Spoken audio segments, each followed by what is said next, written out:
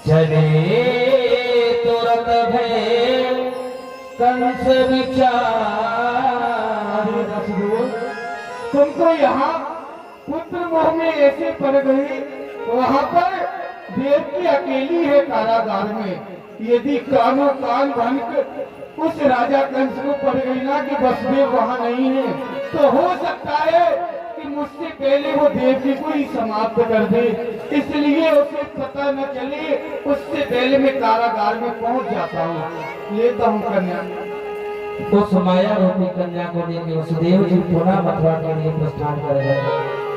तेरे कन्हैया किसको कहेगा तू मैया, तेरे कन्हैया किसको कहेगा तू मैया।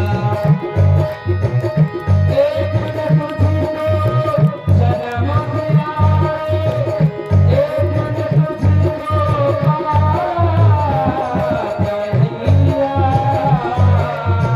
किसको कहेगा तू मैया।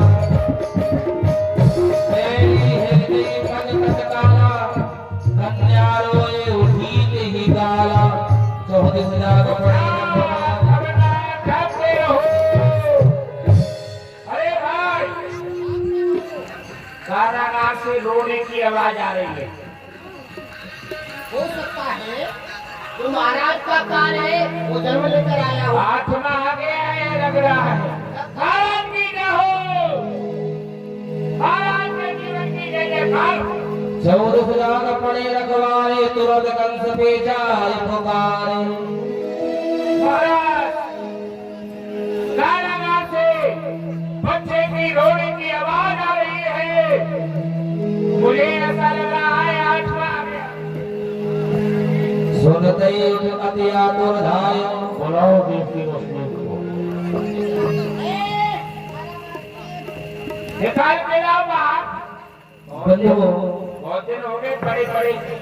जब भी बच्चे का जन्म होता था ना तो वसुदेव जी लेके आते थे, लेकिन इस बार माता देवकी ने कहा मैं लेके चलूंगी, शायद मेरी गोद में संतान को देख के भैया के हृदय में दया आ जाए और वो इसे जीवित छोड़ दे।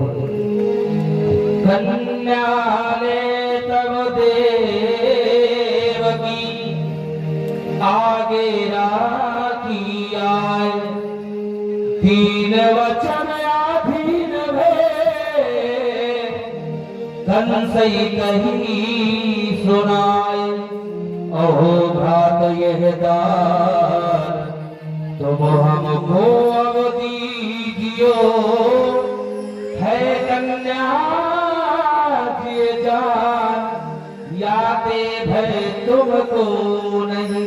भैया, ये 8 संतानों में एक कन्या ने जन्म लिया है, आप इसे जीवदान दे दो भैया। कन्या आने वाला था काल, काली कहाँ से, होने वाला था लड़का, ये लड़की कहाँ से आई? अचंभा है या धोखा है या उसकी माया आई है? मेरी तलवार से कटने ये उसकी छाया आई है। यदि ये कन्या है तो मैं इसे जीवदान में दे दूं। क्यों? क्योंकि ये तुमसे कुछ नहीं कहेगी भैया। ये तूने कैसे सोच लिया देवकी? यदि ये पुत्र होता तो एक प्रकार से भय था, लेकिन अब 3 प्रकार से भय है। हो सकता है कि कुछ समय के बाद यही कन्या पुत्र का रूप लेकर के हमारा काल हो जाए, या ये कन्या जिसके साथ विवाह करे वो हमारा काल हो जाए, या इस कन्या से जो संतान जन्म लेगी वो हमारा काल हो जाए। काल के एक कारण को नहीं छोड़ सकते तो 3 कारण कैसे छोड़ दो? और आज तेरी बुद्धि, तेरा विवेक खत्म हो गया। अरे जो कन्या तेरे भाई को मार देना चाहती है, उस कन्या को सीने से लगा करके दान मांग रही है। तेरी मतमंगल जो सोलह खंड मेरा जो काल उसे छाती से लगाती है, तुरंत कस दो तुरंत मेरी खड़क के हवाले कर बकवास क्यों मेरे क्रोध को जगाती है। मुझे तुम मुकुंद छोड़ूंगा कदापि नहीं। सर्पों की माता बात छल की बनाती है। मैं हूँ बलि कंस, ले देख मेरा प्रताप आज। है कोई शक्ति जो उसे जीवित बचाती है? नहीं भैया, ये तुम्हें न दुख पहुंचाएगी, तेरी आशीष से आप ही को, तेरी आशीष से आप ही को मैं झोली पसार मांगती हो, मतवाले वीर भाई मैं झोली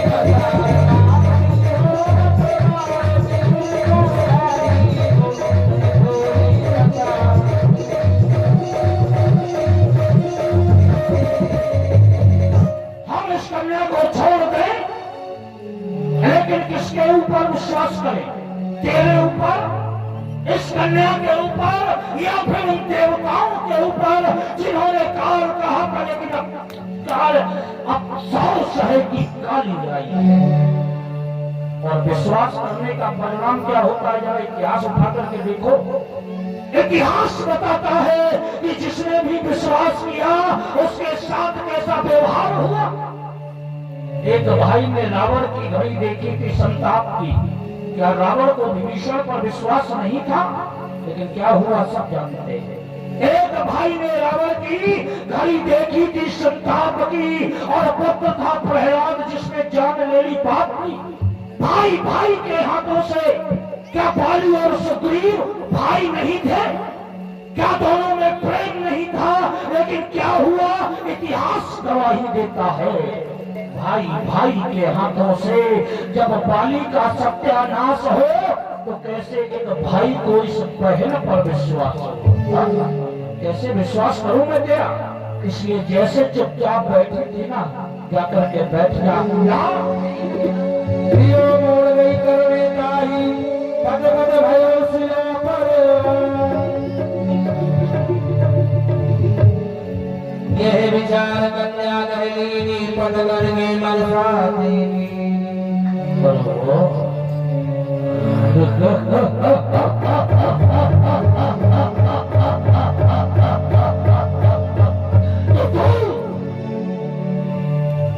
तो आई है मुझे मारने के लिए। अरे मार मुझे, मारती क्यों नहीं क्या? अरे आओ देवताओं, देख सकते हो तो जरा देखो। तुम्हारा बताया हुआ काल आज महाकाल के हाथ में है। अगर है किसी में ताकत, बचा सकता है कोई तो आए और आकर कैसे बचाए। अन्यथा भूल जाना आप लोग की कंस का कोई काल है। देवलोक, नागलोक, गंधर्वलोक, यक्षलोक, मृत्युलोक, है किसी में ताकत?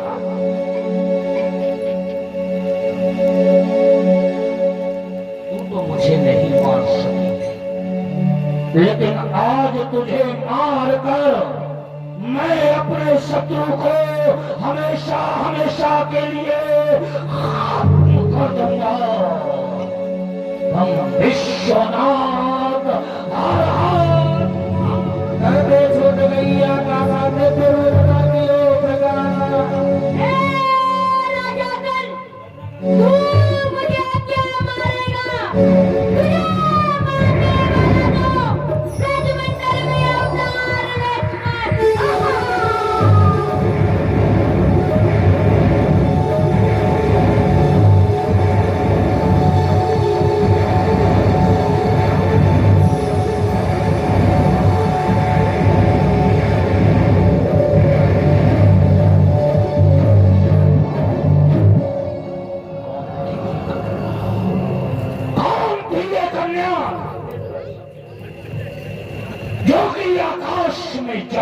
आकाशवाणी कर रही थी। क्या वो छोटी सी कन्या जिसे हाथों में पकड़ करके रखा था, लेकिन जैसे ही पृथ्वी पर पछाड़ना चाहा, अफसोस मैंने तो उसे पृथ्वी पर पटका, मैं समझा कि कुचल गई। फिर सितम भरी कन्या जो गेंद की तरह उछल गई, जाकर के आकाश में करने लगी नभवानी, दुर्गा दी चामुंडा रक्त बीजिया कल्याणी। उसके शब्दों को सुन करके नभमंडल में गुंजार हुआ। अरे कहती है तुझे मारने वाले का ब्रजमंडल में अवतार हो, अवतार यहाँ होना था। तो ब्रज में कैसे गया? अवश्य देवताओं ने धोखा किया है। अरे ओ कायरो, तुम्हारी शत्रुता कंस के साथ में है, अगर साहस रखते हो और जरा कंस से अपना बदला लेकर के दिखाओ। लेकिन मेरी बहन ने क्या बिगाड़ा था तुमको? क्योंकि ये शब्द देवकी ने सुना है कि मेरे शत्रु का जन्म ब्रज में हुआ है। कहने लगे भैया, अगर तेरे शत्रु का जन्म ब्रज में हुआ है तो फिर तूने मेरे पुत्रों को क्यों मारा? अरे ला भैया ला, ला मेरे पुत्रों को मुझे दे। क्या कहूँगा? देवकी के पुत्रों की हत्या बन गई मेरे लिए दुखदाई है। अरे इधर गिरू तो कुआ और इधर गिरू तो खाना। इन पुत्रों की हत्या का बदला मुझसे आकर ले कोई, यार मेरी खींचे कोई बाल मेरे। देवकी तो रो रही है। अरे रो रही है तो रो, और इतना रो बहन कि तेरे आंसुओं से सागर भर जाए और उसमें कंस डूब कर मर जाए। लेकिन रोने से क्या होगा? तेरे हृदय का संताप पश्चाताप थोड़ा सा कम हो जाएगा। तुझे बदला लेना है अपने इस हत्यारे भाई से, तो उठा उठा बहन उठा, वो मेरी तलवार और मेरे टुकड़े टुकड़े कर डाल। लेकिन सिर्फ एक बार देवकी, सिर्फ एक बार बहन मुझे क्षमा कर दे देवकी, क्षमा कर दे। पर देवकी चरण माही, मैं मारे तो पुत्र बधाई। क्षमा करो मेरे अपराधा, है विधि की गति अलग अगाधा। क्षमा कर बहन, क्षमा। भैया इसमें आपका कोई दोष नहीं है। विधाता ने हमारे भाग में संतान तो लिखी थी, पर संतान सुख नहीं लिखा था, और हमें जो भोगना था हमने भोग लिया। मानव आप तो नीति वाला है, आप ही क्षमा करें। वसुदेव सुन क्षमा कराई, निगड़ दिए भगते घटवाई। इसमें तुम्हारा कोई दोष नहीं है, क्योंकि यह मानव कर्म के बंधन में बंधा रहता है। जैसा कर्म करता है उसी कर्म के अनुसार उसे फल प्राप्त होता है। मुझसे कोई अपराध बन गया होगा पूर्व जन्म में, जो इस जन्म में मुझे भोग लिया है। और ऐसा कहा गया, जो विद्वान ने लिख दिए, छठी रात के अंक राई घटे न तिल बढ़े, रह गए जीव निसंग। जो भाग में लिख जाता है वह तो भोगना ही पड़ता है। आप पश्चाताप व्यर्थ नहीं कर रहे हैं। दीवान दोनों से क्षमा मांगो, बंधन से मुक्त करो, महलों में ले जाओ, स्नान कराओ, वस्त्र धारण कराओ, भोजन कराओ। लेकिन इतना याद रहे कि जब तक ये स्पष्ट ना हो जाए कि ब्रज में जो बच्चा है वो यथार्थ में है किसका, तब तक ये दोनों मथुरा में नजर कैद रहेंगे। और इनसे क्षमा मांगने के बाद तुरंत एक सभा का आयोजन करो अभी।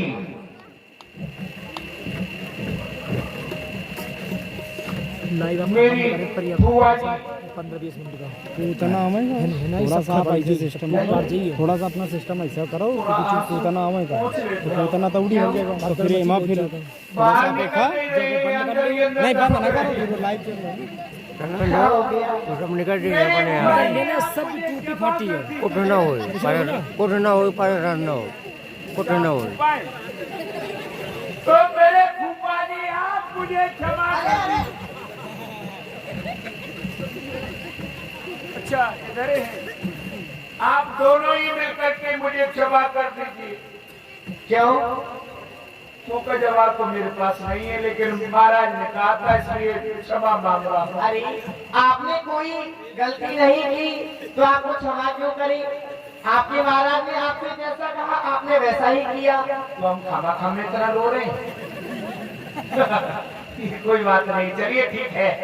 पहले आए थे आप मेहमानी खाने में, सभी ने थोड़ा सा पलटा खाया, आप चले गए जेल खाने में।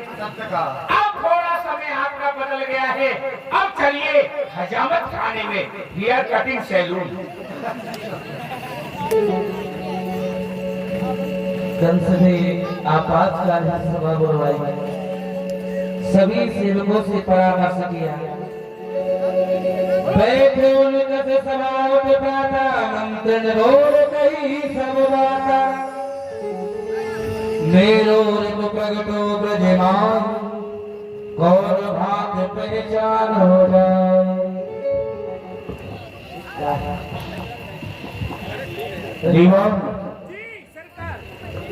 हमारे शत्रु का जन्म ब्रज में हुआ, और यदि वो शत्रु है तो उसे जीने का कोई अधिकार नहीं है। इन बातों पर विचार नहीं करेंगे, कैसे हुआ, क्यों हुआ, किसके द्वारा हुआ, कब हुआ। इसी तरह तुझे फोड़ डालूंगा।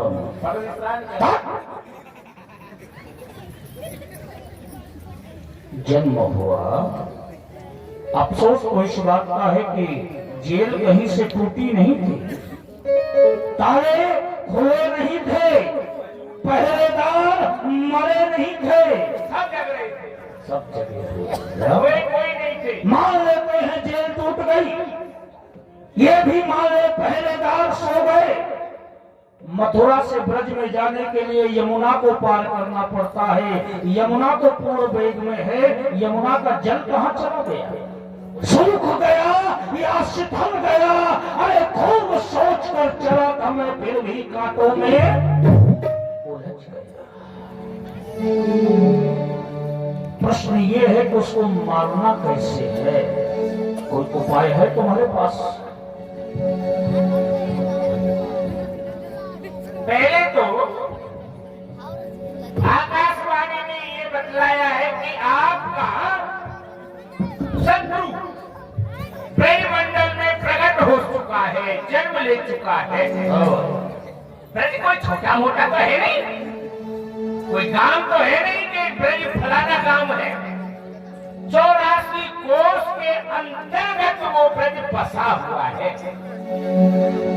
प्रथम तो उसका पता लगाना पड़ेगा, और पता लगाने की जरूरत भी नहीं पड़ेगी। सरकार आपको इतनी जल्दी चिंता हो गई, अरे वो अभी बच्चा है, जब बड़ा हो जाएगा आपका खुद पता लगा लेगा, आपको मार डालेगा।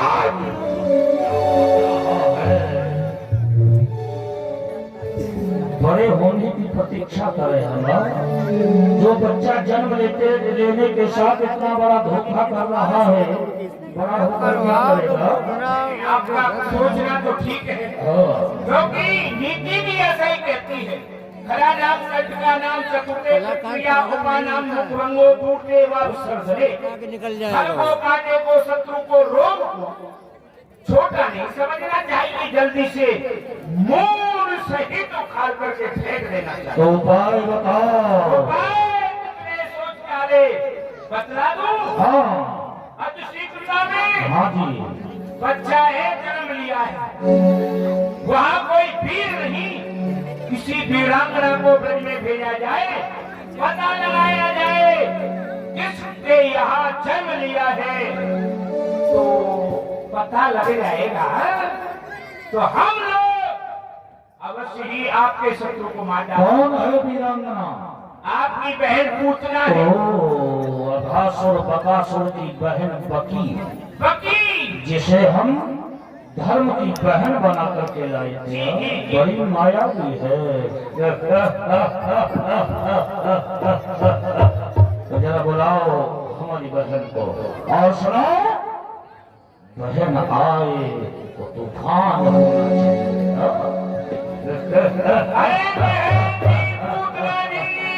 जाओ से बुलाओ,